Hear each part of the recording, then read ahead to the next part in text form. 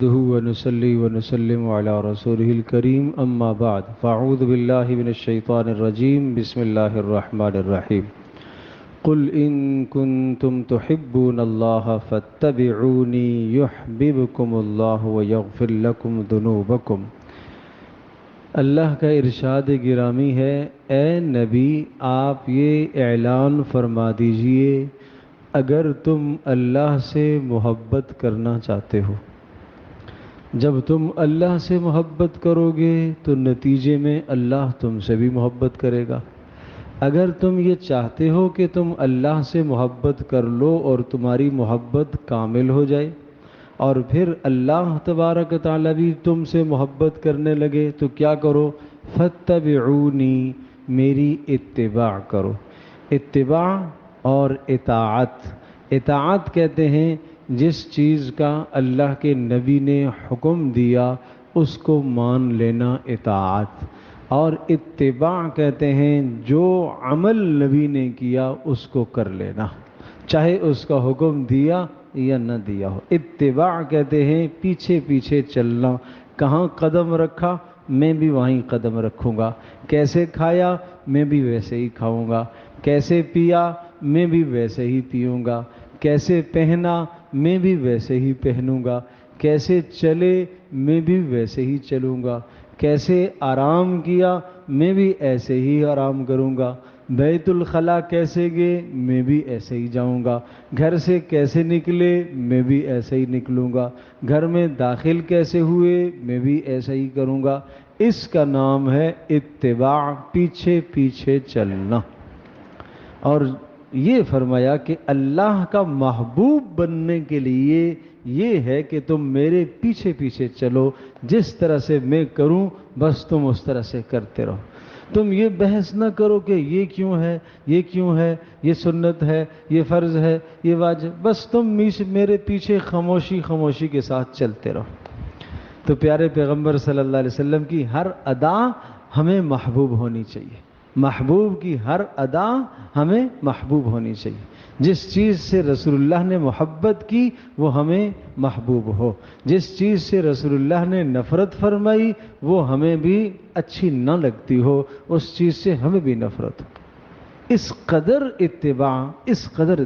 عبداللہ بن عمر رضی اللہ تعالیٰ عنہ چلتے کیسے تھے؟ جیسے رسول اللہ چلتے تھے۔ بیٹھتے کیسے تھے؟ جیسے رسول اللہ بیٹھتے تھے۔ چلتے چلتے کہیں جھک کے گزرتے، کیوں جھک کے گزرے ہو؟ یہاں سے رسول اللہ صلی اللہ علیہ وسلم ایک مرتبہ جھک کے گزرے تھے۔ کیوں جھک کے گزرے تھے؟ اس وقت یہاں درخت تھا اور درخت کی وجہ سے یوں جھک کے گزرے تھے۔ آج درخت تو نہیں ہے لیکن میں اپنے محبوب کی ادا کو اپنانا چاہتا ہوں، اس لیے جھک کے گزر رہا ہوں۔ اس کو کہتے ہیں محبت۔ تو بات عرض کر رہا تھا کہ اس موقع پر گوشت میں نے عرض کیا کہ ہر گھر میں پکتا ہی ہے تو ہم سنت سمجھ لیں۔ سب سے پہلی بات یہ کہ رسول اللہ صلی اللہ تعالیٰ علیہ وسلم کو جانور کے اعضاء میں سے کون سا عضو اور کون سے حصے کا گوشت سب سے زیادہ پسند تھا، مرغوب تھا؟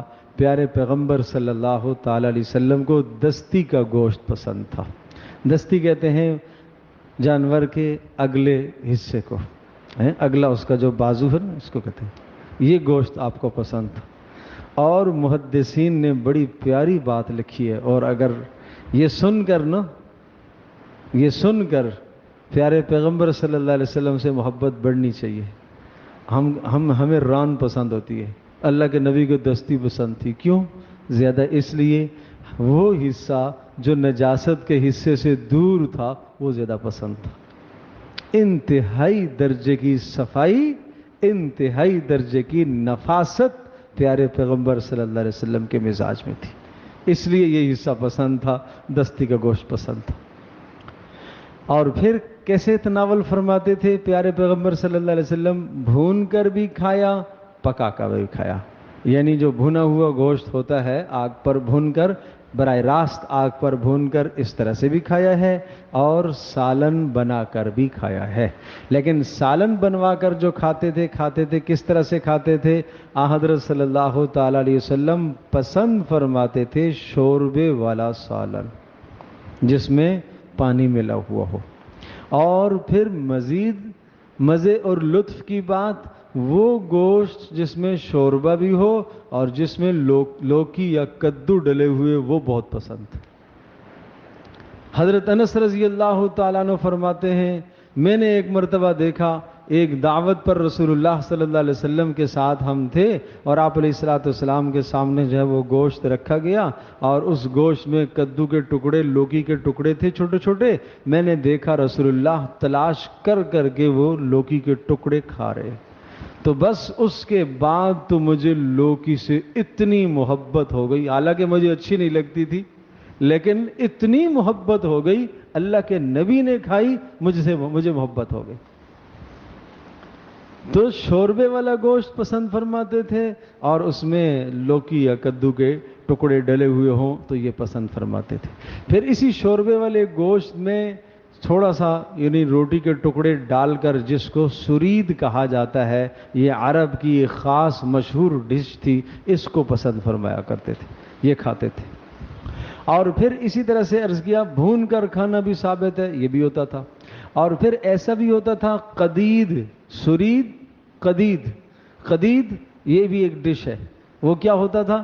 یہ قدید کہتے تھے، آج کل تو فریج کا زمانہ ہے، اس زمانے میں گوشت کو دھوپ میں سکایا کرتے تھے، اس کو رسی میں پرو کر ٹانگ دیتے تھے، اب بھی کئی علاقوں میں رواج ہے اس کا۔ اور جب وہ خشک ہو جاتا تو پھر مہینے بعد، 15 دن بعد اس کو پکا لیتے تھے، تو وہ جو ٹکڑے ہوتے تھے گوشت کے اس کو قدید کہتے تھے، اس میں روٹی کے ٹکڑے ڈبو کر یہ بھی تناول فرماتے تھے۔ تو اس طرح سے یعنی گوشت کو آپ نے ذخیرہ بھی فرمایا، کچھ دن کے بعد بھی کھایا۔ تو اگر آپ گھر میں ذخیرہ کرتے ہیں، سنت کی نیت کر کے ذخیرہ کریں۔ آپ سالن بناتے ہیں شوربے دار تو سنت کی نیت کر کے کریں۔ اور اگر شوربے والا سالن آپ بناتے ہیں تو اس میں پتہ ہے کیا ارشاد فرمایا؟ آپ نے فرمایا جب تم گھر میں کھانا بناؤ یعنی سالن بناؤ گوشت کا تو اس میں شوربہ زیادہ کر دیا کرو، پڑوسی کا کام بن جائے گا، پڑوسی کا کام بن جائے گا۔ تو پڑوس میں بھیجنے کا رواج تھا، اس سنت کو بھی ہم زندہ کریں۔ اڑوس ٹھیک ہے سب کے گھر میں پکا ہے، لیکن اس سنت کو زندہ کریں۔ بھیجنے کا رواج تھا، بخل نہیں تھا اس زمانے میں۔ تو یہ رسول اللہ صلی اللہ علیہ وسلم کی اس سے متعلقہ سنتیں تھیں۔ حضرت عائشہ رضی اللہ تعالیٰ عنہ فرماتی ہیں قدام پائے 15 دن کے بعد میں نے رسول اللہ صلی اللہ علیہ وسلم کو بنا کر کھلائے۔ تو اگر آپ پائے رکھ لیتے ہیں 15 دن کے بعد، مہینے کے بعد بنا کر کھاتے ہیں تو نیت کریں سنت کی، رسول اللہ صلی اللہ علیہ وسلم نے اس طرح سے کھائے اس لیے میں کھا رہا ہوں۔ اب کھانے میں لطف آئے گا نا، اب مزہ آئے گا کھانے میں۔ ایک کھانا ہے اپنی فطرت کے مطابق، ہر آدمی کھاتا ہے، انسان بھی کیا کھاتا ہے، جانور بھی کھاتا ہے، لیکن مسلمان کا کھانا پیارے نبی صلی اللہ تعالی علیہ وسلم کی سنت کے مطابق۔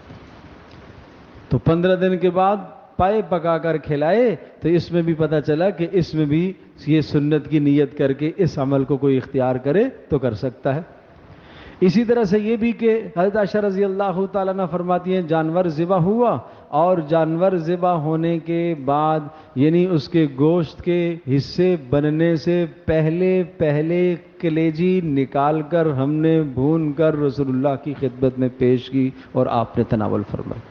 اس میں بھی سنت کی نیت کریں۔ عام طور پر یہ رواج ہوتا ہے کہ اہتمام اس کا کرتے ہیں، جتنے بھی لوگ وہاں ذبح میں شریک ہوتے ہیں سب کے لیے لے آتے ہیں، لیکن سنت کی نیت کر کے لائیں، سنت کی نیت کر کے لائیں، سنت کی نیت کر کے دستی کا گوشت کھائیں، سنت کی نیت کر کے شوربہ ڈالیں، سنت کی نیت کر کے پانی اس میں زیادہ کر دیں، سنت کی نیت کر کے اس میں لوکی کے ٹکڑے ڈال دیں، اس میں کدو ڈال دیں۔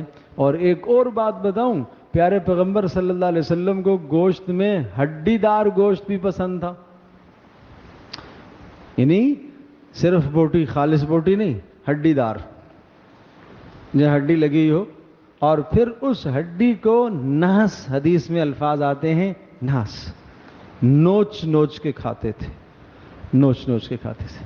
تو پتہ یہ چلا کہ نوچ نوچ کر دانتوں سے کھانا کوئی خلاف تہذیب نہیں ہے بھائی، یہ آج کل جب سے کانٹے آ گئے نا، ایک چمچ ایک کانٹا، ایک چمچ ایک کانٹا، اور ہم اس کو بڑی تہذیب سمجھتے ہیں، اور اگر کسی کو دیکھ لیں دانتوں سے نوچتا ہوا تو اس کو تو تہذیب ہی نہیں ہے، جبکہ رسول اللہ صلی اللہ علیہ وسلم اس طرح سے کھاتے تھے۔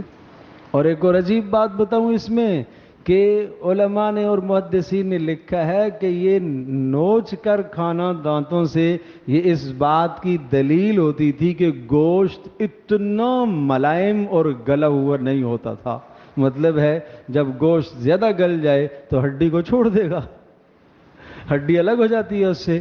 تو پتہ چلا رسول اللہ صلی اللہ تعالی علیہ وسلم کا گوشت ایسا نہیں تھا، اس لیے کہ مفید وہی ہے، انسان کے جسم کے لیے مفید وہی ہے، طاقت کے لیے مفید وہی ہے۔ اس طرح کا گوشت انسان کے جسم کے لیے مفید اور طاقتور ہوتا ہے۔ اور پھر یہ بھی بات ذہن نشین فرمائیے، روزانہ پھر نہیں تناول فرماتے تھے، گاہے گاہے کھاتے تھے، بہت زیادہ نہیں کھایا کرتے تھے گوشت کو، کبھی کبھی کھا لیا کرتے تھے۔